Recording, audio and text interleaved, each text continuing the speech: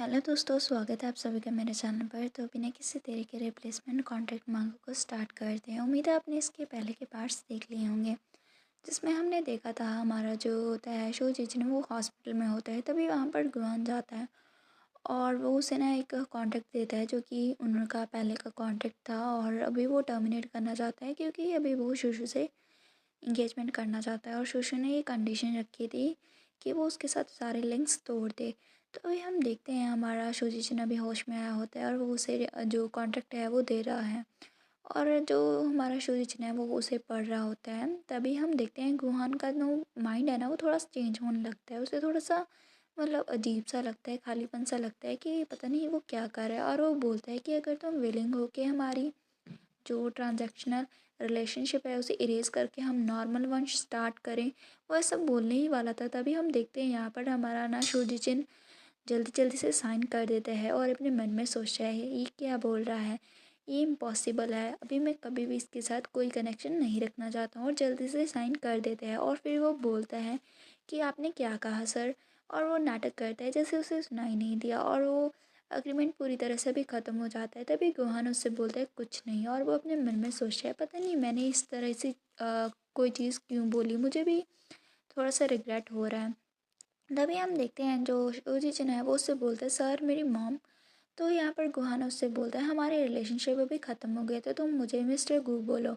तो वो उससे बोलता है मिस्टर गू, क्या मैं मेरी मॉम को मेरे साथ वापस लेकर जा सकता हूँ। तो गुहान ना जल्दी से चेक करता है वो मतलब टर्मिनेट जो कॉन्ट्रैक्ट पेपर होते हैं उसे, और उसके साइन वगैरह देख रहा होता है और बोलता है उसे कि हाँ तुम उसे कभी भी ले जा सकते हो, और इसके अलावा मैं तुम्हारे पास मतलब 30 मिलियन तुम्हें वैसे दे दूँगा और तुम्हें एक हाउस भी दे दूँगा, और आज के बाद हमारा कोई कनेक्शन नहीं होगा, तुम मुझे कभी बॉदर मत करना। और यहाँ पर हम देखते हैं सुलोचना अपने मन में सोचता है कि इस रिलेशनशिप में मैंने कुछ भी नहीं किया, मैंने अपनी बॉडी भी इसे नहीं दी है, मैंने तो सिर्फ अपना पूरा बेस्ट ट्राई किया कि मैं अपना बेस्ट रोल प्ले कर सकूं एक सबमिसिव और डीपली लविंग पर्सन का। तो अब ये मुझे ब्रेकअप फीस में दे रहा है, तो इससे मुझे थोड़ा गिल्टी फील हो रहा है। और वो उसके हाथ को पकड़ता है और उससे बोलता है सर मुझे आपकी मनी नहीं चाहिए। तो गुहान उसे देखते हैं, उसे समझ में नहीं आता। फिर वो उससे बोलता है तुम इसे ले लो और रख लो, और आइंदा से ना मेरे पास मत आना और कभी भी सीन क्रिएट मत करना।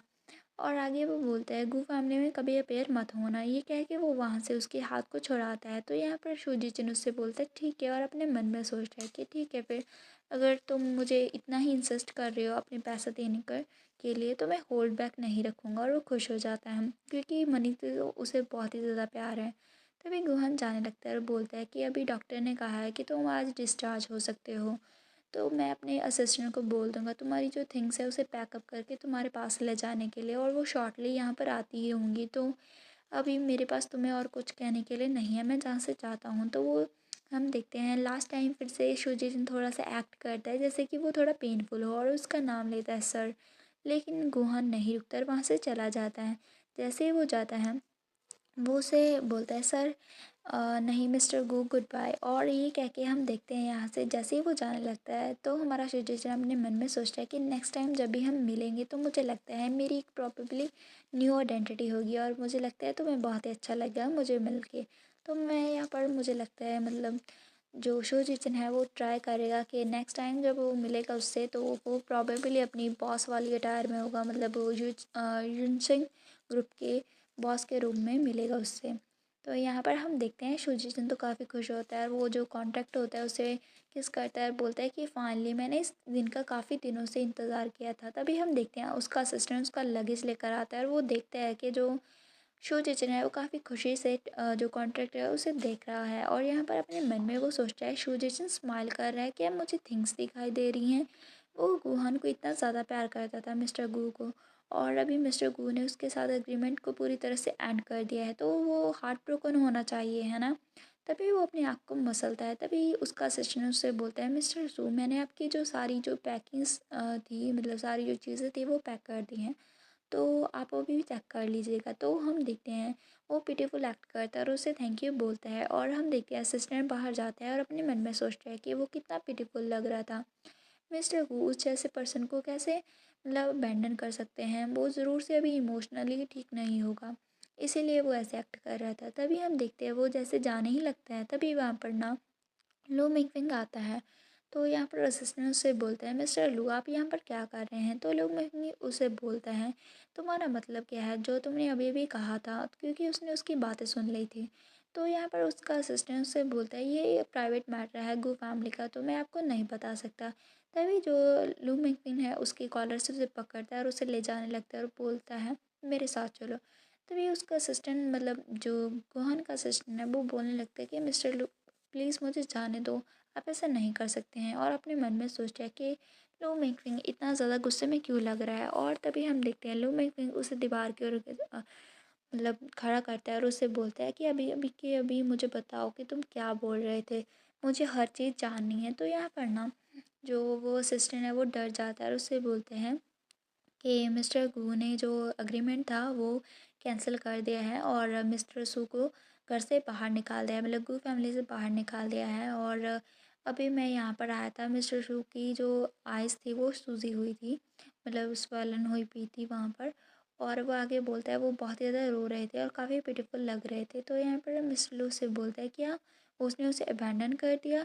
और ये कह के वो उससे बोलता है ठीक है अभी तुम जा सकते हो। तो असिस्टेंट वहाँ से चला जाता है। वहाँ पर हम देखते हैं लू मिंगमिंग अकेला होता है और वो वहाँ पर ना सिगरेट पी रहा होता है, अपने मन में सोच रहा है कि मैं थोड़े टाइम से मतलब ठीक से सो नहीं पा रहा हूँ। और क्या ये सोजिशन का बैकग्राउंड क्या है मैं समझ में नहीं पा रहा हूँ। मतलब उसे यहाँ पर ना नहीं समझ में आ रहा है कि वो क्या करे क्या नहीं, क्योंकि अभी वो कंफ्यूज है, क्योंकि जो डीएनए का उसने सैंपल लिया था उसका रिज़ल्ट अभी तक नहीं आया है।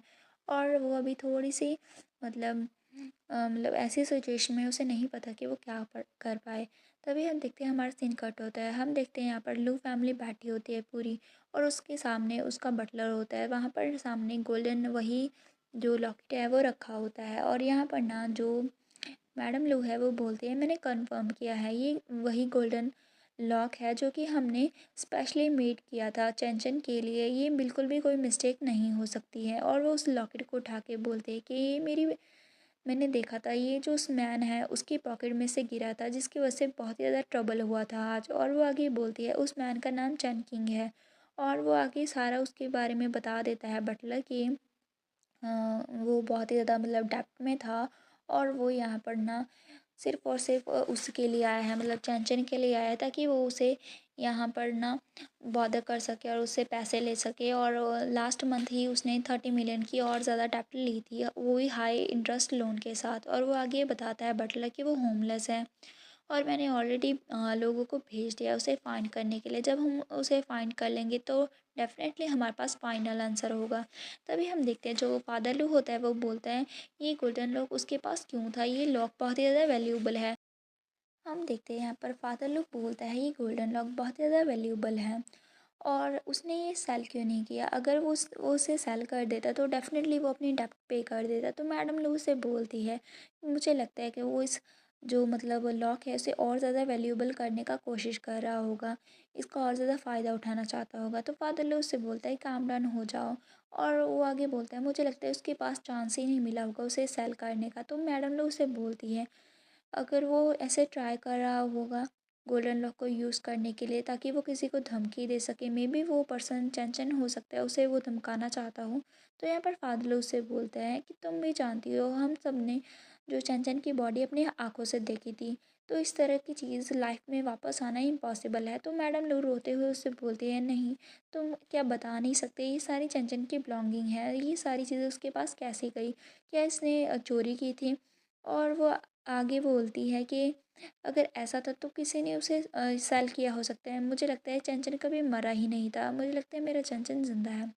तभी वो उसे बोलती है, और इसके अलावा बेटिंग तो मेरी बात सुनो, जो बर्थमार्क था उस चाइल्ड की वेस्ट पे वो बिल्कुल सेम जगह पर था जो हमारे चंचन के ऊपर था। तुम्हें क्या लगता है शुजिन क्या हमारा चंचन हो सकता है? तो फादर उससे बोलता है काम डाउन हो जाओ, इतने सालों से हमें कोई क्लू नहीं मिला है, तो सडनली अभी बर्थ मार्क और वो गोल्डन लुक अपीयर हुआ है, मे बी शायद कोई डेलिबरेटली कोई क्रिएट करने की कोशिश कर रहा है कोइंसिडेंस को, मे बी कोई हमारे साथ मैसअप करना चाहता है।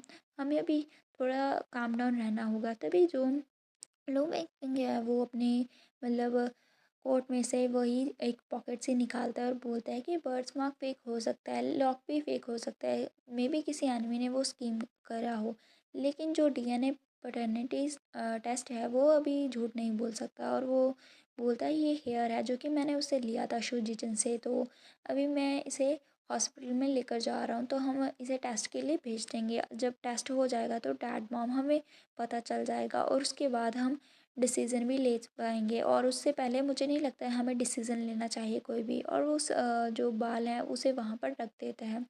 तो अभी नेक्स्ट पार्ट में देखना बहुत ज़्यादा इंटरेस्टिंग होगा कि कैसे हमारा जो शुजिचन है उसे पता चलेगा अपने पेरेंट्स के बारे में। और नेक्स्ट चैप्टर में तो उसकी आइडेंटिटी पूरी तरह से क्लियर हो ही जाएगी। एंड नेक्स्ट चैप्टर में और भी ज़्यादा इंटरेस्टिंग चीज़ें होने वाले हैं, जैसे कि हमारा जो शुशु है वो कैसे डील करता है गुहान से अब।